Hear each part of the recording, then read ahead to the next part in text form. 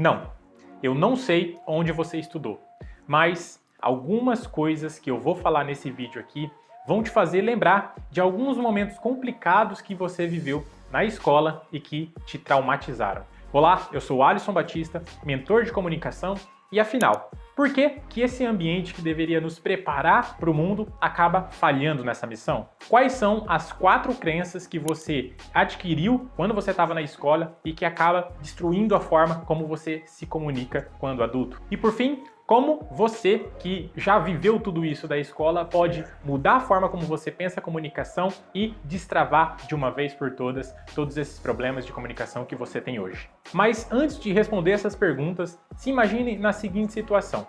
Você está andando no meio da rua e você olha para uma vitrine de uma livraria e consegue encontrar lá o livro que você tanto queria ler.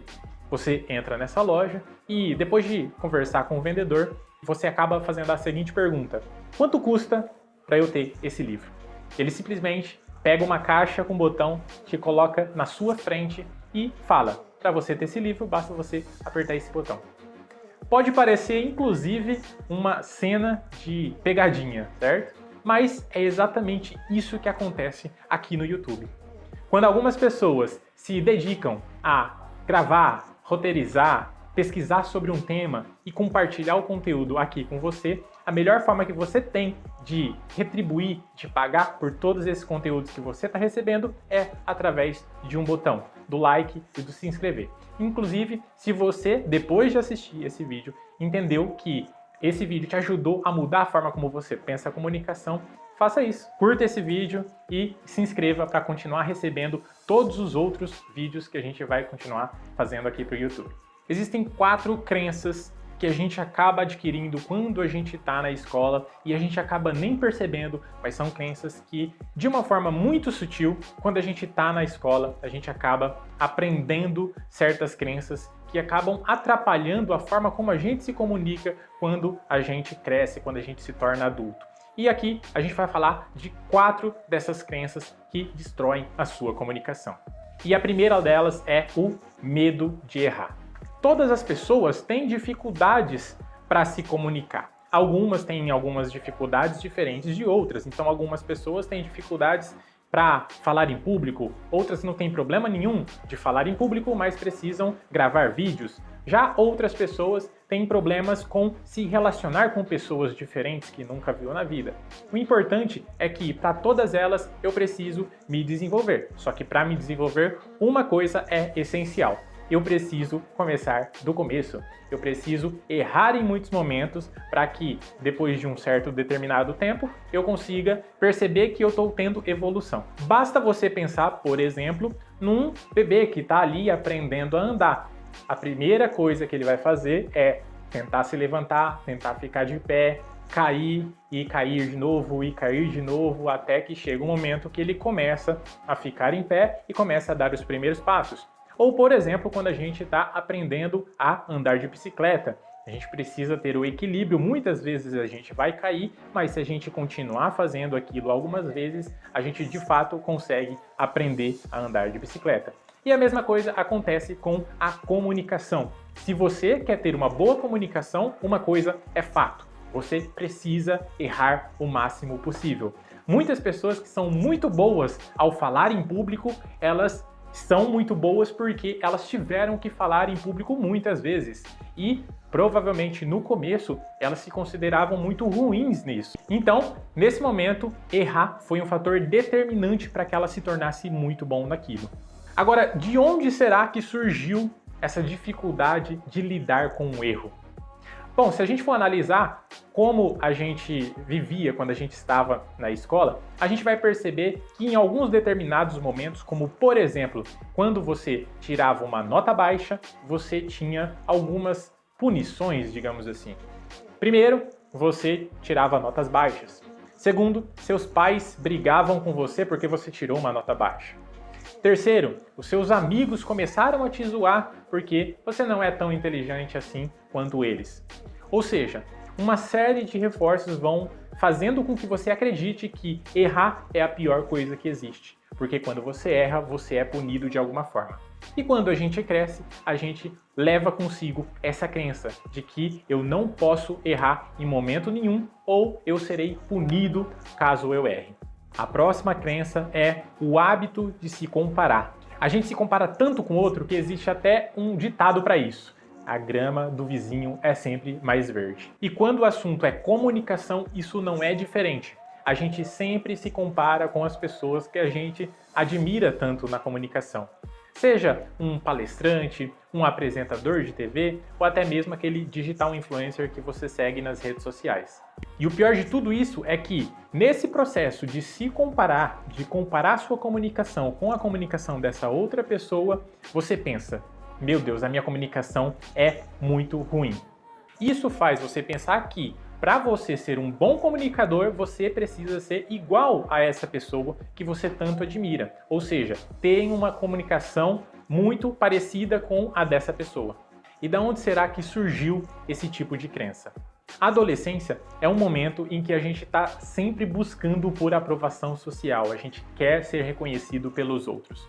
E na escola a gente começa a perceber que existem alguns padrões de pessoas que acabam tendo mais reconhecimento do que outras. Um desses tipos de pessoas é aquele cara popular, aquela garota popular, que é aquela pessoa que tem muita facilidade de fazer amizade, às vezes nunca viu a pessoa na vida, mas já está ali conversando com ela, uma pessoa que demonstra confiança, mas não necessariamente é a pessoa mais aplicada de toda a sala.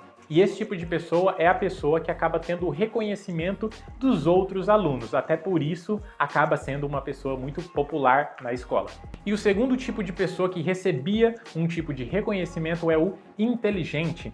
Ela é aquela pessoa que sempre tirava notas muito boas e por isso acabava sendo muito reconhecido pelos professores, pelos pais, pelas pessoas que trabalhavam na escola e inclusive por alguns colegas que queriam ser tão inteligentes quanto essa pessoa. E aí, vendo esses modelos de pessoas que acabam tendo um reconhecimento, qual que é a conclusão que a gente tem e que inclusive acaba fazendo com que a gente leve isso para a vida adulta? A conclusão é de que eu preciso me comparar para o outro para saber o meu próprio valor. Ou seja, para eu ser reconhecido, para eu ter todo esse valor que as pessoas têm, eu preciso me encaixar em um estilo que já tenha esse reconhecimento, ao invés de utilizar as minhas potencialidades, o meu jeito de ser. A terceira crença é o foco no negativo. Como dono de uma escola de comunicação, eu sempre ouvia várias pessoas pedindo a minha ajuda. Eu preciso de ajuda porque eu sou muito tímido. Eu preciso de ajuda porque eu tenho muito medo de falar em público.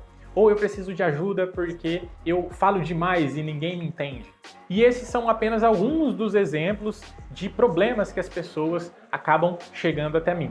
Mas depois que elas fazem essa reclamação, eu sempre faço a mesma pergunta. Legal, mas e qual que é o seu ponto forte? No que você é bom na sua comunicação?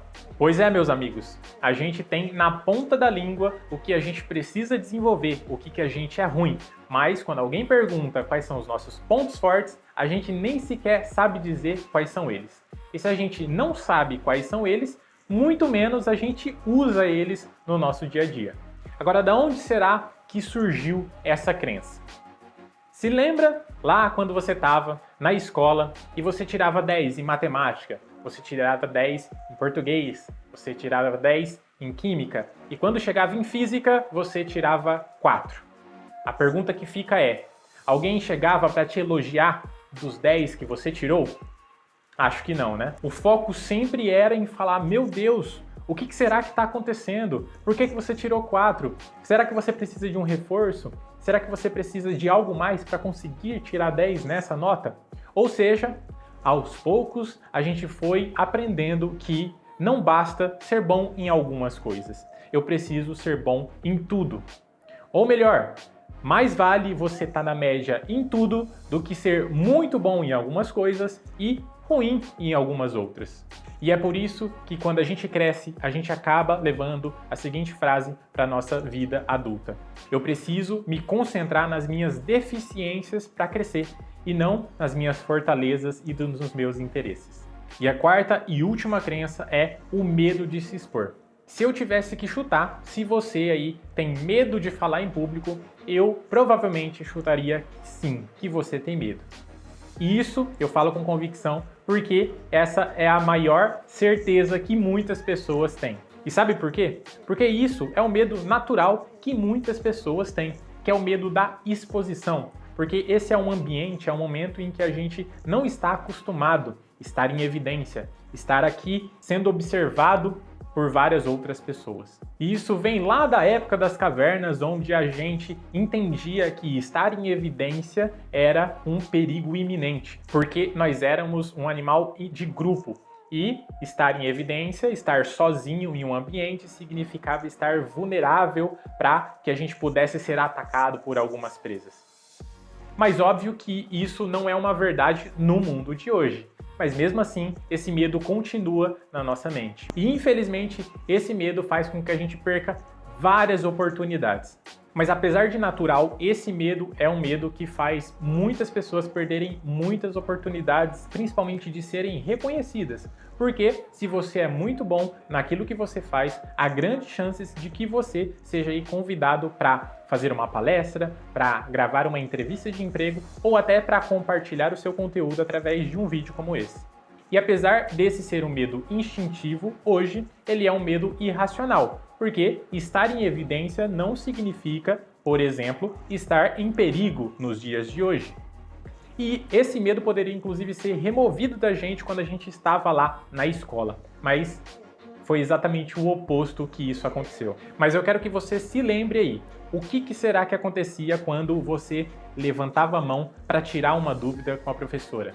Ou o que acontecia quando você abria a boca para falar uma opinião sua sobre um assunto que estava sendo dito? Se eu fosse aquela pessoa que sempre estava perguntando, que sempre estava levantando a mão, que sempre estava se expondo, demonstrando os meus interesses, demonstrando as minhas opiniões, provavelmente eu seria taxado de inconveniente, de chato, daquela pessoa que só atrapalha. Isso faz com que a gente acredite que quanto mais quieto eu fique, melhor. E qual que é a conclusão que a gente teve disso quando a gente estava lá na escola e que a gente leva para a nossa vida adulta? Eu preciso evitar me expor ou serei rejeitado ou menosprezado. Agora que você sabe essas 4 crenças, a pergunta que fica é: será que por ter vivido tudo isso eu não tenho mais jeito? Eu não consigo mais melhorar minha comunicação? A notícia boa é que sim, você consegue desenvolver a sua comunicação e ser muito melhor do que você é hoje. E a pergunta é sempre como? Como eu consigo deixar de lado todas essas crenças e a partir de agora me tornar o melhor comunicador? Então aqui eu vou propor para você um desafio.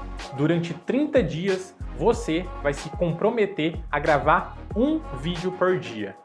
Mas calma, são vídeos super curtos de até 1 minuto. E nesses vídeos você vai tentar responder perguntas típicas de entrevistas de emprego, como por exemplo, qual foi o maior desafio que você passou? Quais foram os momentos de orgulho que você teve na sua vida? Quais são as suas experiências profissionais? O conteúdo não importa, o que importa é você seguir à risca para gravar todos os dias pelo menos um vídeo. Então, aqui vão algumas regras de como você deve fazer esse desafio. Regra número 1, você não vai ficar tentando gravar várias vezes para que um desses vídeos fique bom. Você vai gravar apenas uma vez e, mesmo que tenha algum erro, você vai seguir até o final, até concluir esse seu vídeo. Regra número 2, você vai gravar esses vídeos sozinho, no seu quarto, no seu carro, fechado, sem ninguém te vendo. E depois que você gravar, você também não vai mostrar esses vídeos para ninguém. Esses vídeos vão ficar guardados para você. Regra número 3. Se você assistir os seus próprios vídeos, não fique com aquele pensamento de que, meu Deus, o vídeo está horrível, está muito ruim. Lembre-se que o crescimento da sua comunicação começa aqui, na mente. Então, se você pensa que os vídeos estão ruins, ao invés de pensar no seu progresso, isso vai dificultar esse processo e vai fazer, talvez, com que você nem conclua os 30 dias. E regra número 4. Quando você terminar os 30 dias, tiver gravado todos eles, você vai assistir esses seus vídeos da ordem do primeiro dia até o último dia e você vai anotar em algum lugar o que você melhorou, o que mudou do seu primeiro vídeo até o seu último vídeo. Mas o que esse desafio tem a ver com essas 4 crenças que a gente acabou de falar aqui? Primeiro, que você vai acostumar a lidar com o erro, porque muitas vezes nesses vídeos você vai errar, mas lembre-se da regra. Se errou, não é para começar do zero, é para você ir até o final. E aí, errando 1, 2, 3, 4, várias vezes, você vai percebendo que você não tem um reforço negativo, você não tem uma punição como o seu cérebro acredita que você vai ter. Segundo, que você vai começar a enxergar o seu progresso e perceber que, mesmo não gostando de um vídeo ou de outro, você está progredindo, está fazendo vídeos um pouco melhores a cada dia.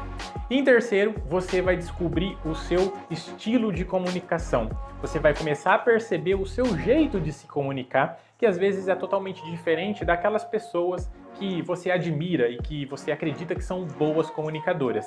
O que não tem problema nenhum, porque existem perfis de comunicação e não existe o perfil ideal de comunicação. Existem maneiras diferentes de se comunicar. Então eu quero saber, você aceita o desafio? Se você aceita, comenta aqui embaixo, eu aceito o desafio, e depois que você completar os 30 dias, volta aqui nesse vídeo e comenta qual foi a sua experiência de ter concluído isso e ter visto o seu progresso rumo a uma melhor comunicação. Então a mensagem final que fica aqui é: não importa o que você viveu na escola, o que importa é a sua intenção nesse momento. Se você acredita que tendo uma melhor comunicação você vai melhorar de vida, esse é o momento ideal para você começar. Abraço e até a próxima!